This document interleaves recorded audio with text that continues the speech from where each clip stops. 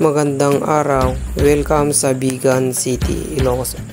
Isang unique world heritage site at isa sa pinakamagandang lugar na pwedeng puntahan dito sa Pilipinas.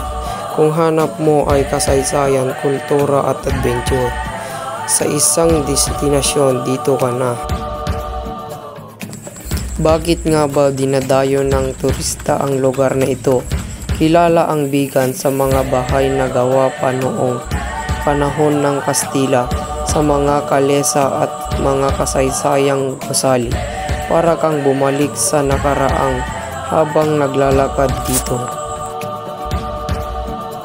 Anong ginagawa ng mga bisita rito?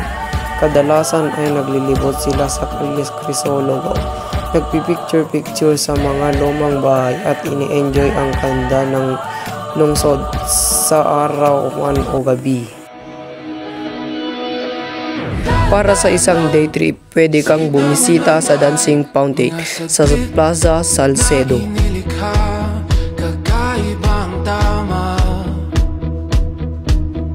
Saan ba matitikman ang pinakamasarap na pagkainan dito sa Bigan?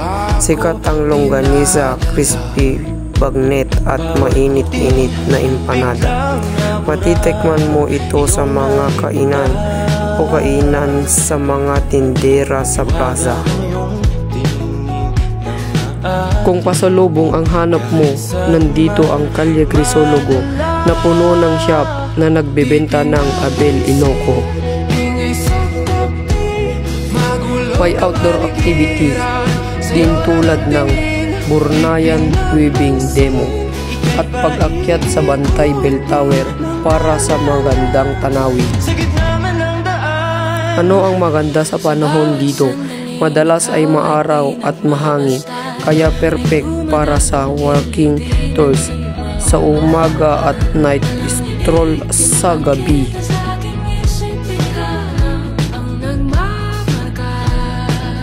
Kapag summer, huwag palampasin ang Viva Bigan Pinatbat Festival of the Arts. Puno ng parada, sayaw at makukulay na street performance. Kaya ano nga ba ang sinasabi ng mga turista tungkol sa Bigan? Lagi nila itong inilarawan bilang mahiwagang lungsod, puno ng halina't tuklasin ang walang kupas na handang Bigan.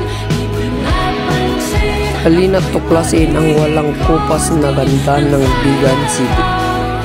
Damhin ang kasaysayan, lasapin ang tradisyon at gumawa ng alaala na paghabang buhay kita-kita sa Bigan.